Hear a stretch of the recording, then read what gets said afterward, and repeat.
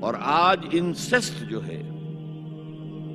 باپ کا بیٹی سے ملوث ہو جانا اور بیٹے سے ماں کا ملوث ہو جانا اور بہنوں اور بھائیوں کے درمیان،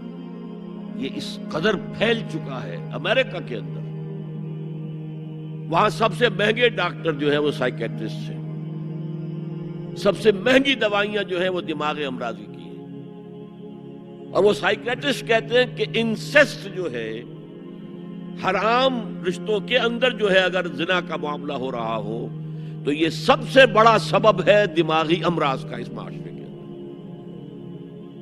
فطرت کے خلاف جو کام ہوتا ہے، طبیعت یہ بات تو کرتی ہے نا، شوق تو ہوتا ہے، پھر دماغی توازن کھو بیٹھتے ہیں۔